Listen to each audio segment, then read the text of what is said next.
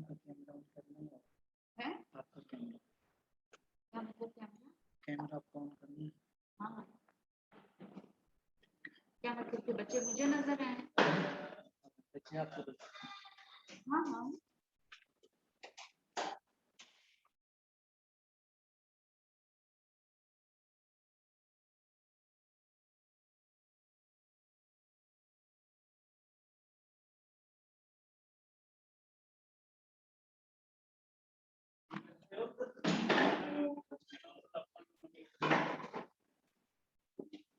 क्या मसला हो? उधर भी लेक्चर में मैं कह रहा था कि उधर कोई अच्छी अच्छी रखते हैं मूवी उधर बड़ी टेबल ठीक है ये थोड़ी सी तो ये वाला पंखा हल्का से पीछे वाला चल।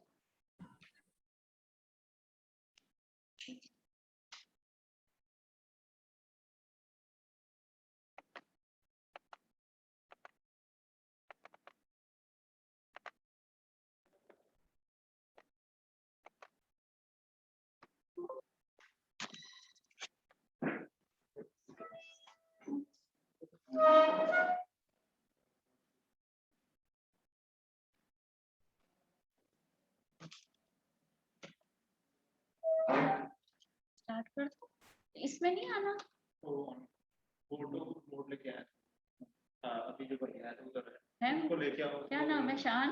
बोर्ड लेके वो नीचे लेके करता ये सामने का नहीं, अब मैं स्टार्ट कर दूं। जी मैं ऑन है, ये मेरा ऑन कर दूंगा।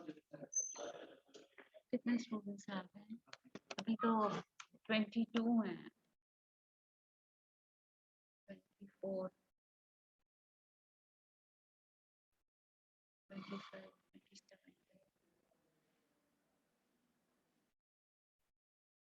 आमिर, आमिर बेटा कहीं से ना एक कोई घड़ी लेके आप इधर लगाओ। है हैं? नहीं नहीं, वो मंगवा लो कोई घड़ी है। मुझे भी तो टाइम करना भी पता चलता है।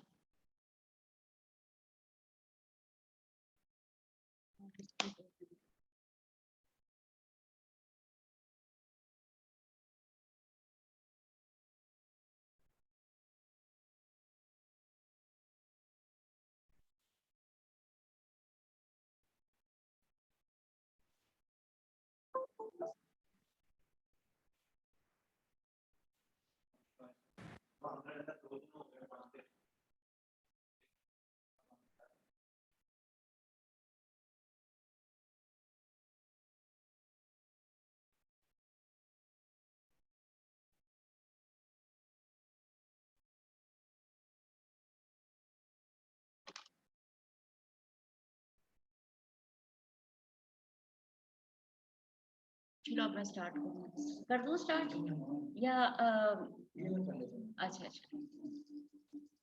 Fourth year, Assalamu alaikum. Today we are going to start with the topic of ovaries. I'm sorry we have had to have another lockdown again, and but anyways we will try to accommodate with online lectures. And obviously the exams are not going to get postponed and we have to finish the syllabus. So we start with the topic of ovaries. And regarding the ovaries, this is a very, very important topic, both from the clinical as well as from the examination point of view. As you all know, the ovaries, they are characterized by having multiple lesions. And out of these, the most important of the physiological lesions which affect the ovaries are the non-neoplastic and the functional cysts.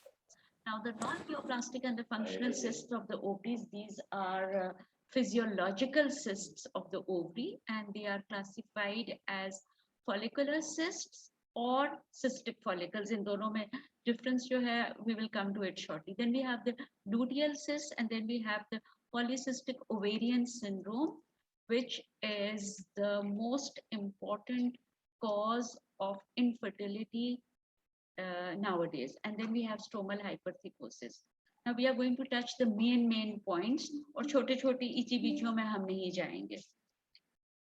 Regarding the follicular cysts, they are very common in a normal ovary, and they either originate from an unruptured ovarian follicle or an ovarian follicle that has ruptured and immediately it has sealed.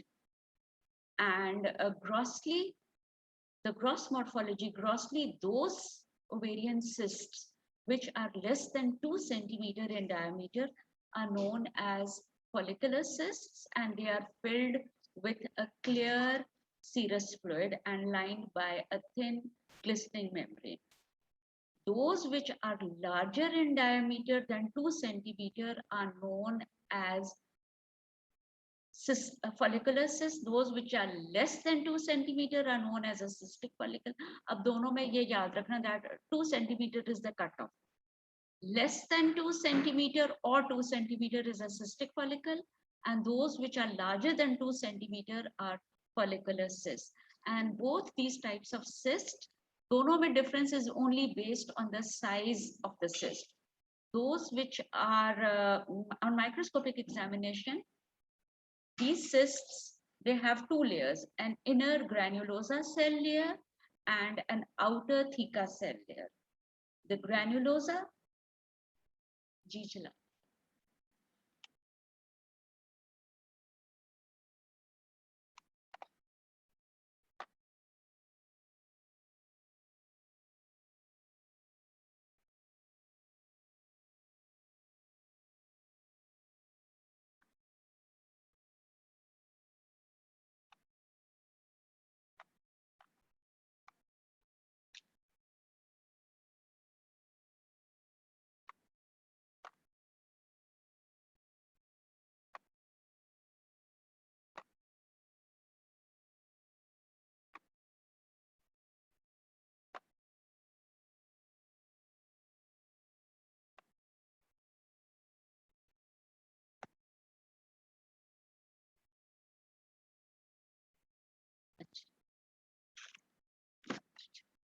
है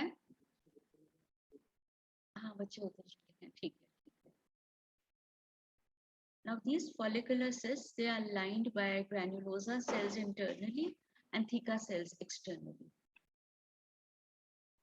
and these are associated with the production of hormones, that is increased estrogen production, and increased estrogen production can later on lead to endometrial abnormalities like endometrial hyperplasia, and later on, and if the production of estrogen is very copious, it can lead to carcinoma of the endometrium. We can skip these. Now, another very important topic, and that is the polycystic ovarian syndrome. Polycystic ovarian syndrome, in the past, it was known as the Steen-Leventhal syndrome, and it is an endocrine disorder of reproductive age group. It is a very, very important cause of infertility nowadays. It is characterized by excessive male hormones like testosterone, and it is associated with virilization and hyperandrogenism. Menstrual abnormalities, usually in the form of amenorrhea or oligomenorrhea, polycystic ovaries, and the cysts in the ovary, they are usually distributed in a peripheral location. They are cortically distributed cysts, and chronic, persistent anovulation is the most important etiology behind the decreased fertility or infertility which is seen in these females, and it is associated with the metabolic syndrome characterized by obesity, type 2 diabetes, premature atherosclerosis, and that's why it is said to be associated with a metabolic disorder. The etiology or the pathogenesis is basically a dysregulation of the enzymes which are involved in androgen metabolism, with the result that the androgens are not metabolized and there is excessive amount of the male hormones like testosterone. Number two, it is characterized by insulin resistance, which is associated with type 2 diabetes, and altered adipose tissue metabolism, which is associated with obesity. So regarding the morphology, the ovaries are obviously, because of the presence of multiple cysts, the ovaries are going to be enlarged with numerous follicular cysts or cystic follicles predominantly located in the cortical area of the ovary.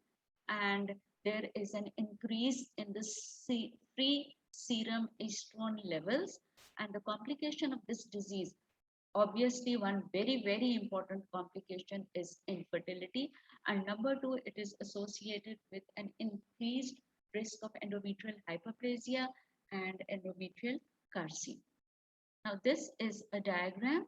These are the pictures showing polycystic ovaries. You can see that the cysts are predominantly located in a cortical distribution. Medulla में भी एक दो हैं लेकिन कम है. Predominantly they have a cortical distribution. This is another figure showing the predominantly cortical distribution. We can skip this. Now we come on to the ovarian tumors. Now the ovarian tumors, they are a group of tumors which have बाकी तो हम जितने भी tumours करते हैं उनको we divide them into two categories, benign and malignant. But regarding the ovarian tumors, there is a third category which is known as the borderline category as well. Regarding the ovarian tumors, 80% of them are benign and they are usually seen in the comparatively younger age group, that is 20 to 45 years. Borderline slightly higher, and the malignant are seen in the 45 to 5th and 6th decade of life. Now regarding the incidence and the frequency of ovarian cancers, they constitute 3% of all cancers in females in the United States, and they are the 5th most common cause of cancer death in females.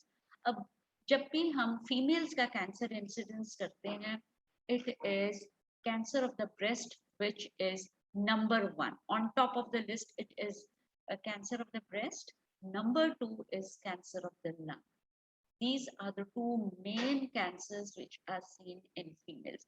Now, regarding the cancers in the female genital tract, ovarian cancer constitutes, it comes 5th in line. Endometrial cancer is the first, it is on the highest side. So, the commonest invasive cancer of the female genital tract is endometrial cancer.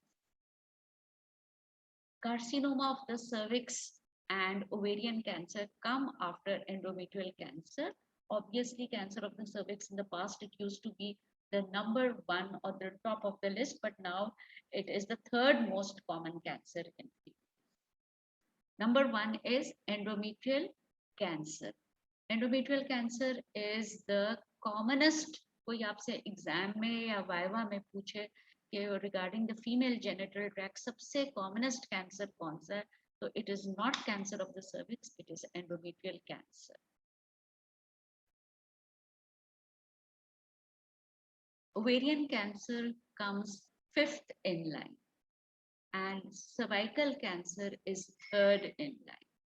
So the risk factors for ovarian cancer, these are the general risk factors for all types of ovarian cancers.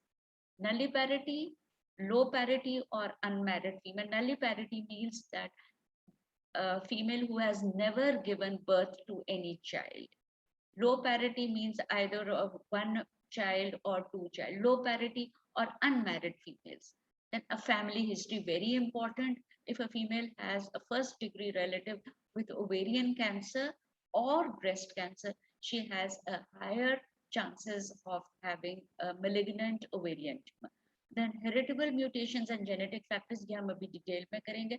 And then we have gonadal dysgenesis in children. Abnormal gonads in children is a very important cause predisposing to germ cell tumors of the ovary. Then another very important predisposing factor is endometriosis. जब हमने endometriosis पढ़ा था, endometrium में मैंने आपको बार-बार एक चीज पे I was emphasizing that there are 2 tumors of the ovary which have a precursor as endometriosis, and that is clear cell carcinoma of the ovary and endometrioid carcinoma of the ovary. So remember, ये आपके MCQs में भी आता है, clear cell carcinoma and endometrioid ovarian cancer.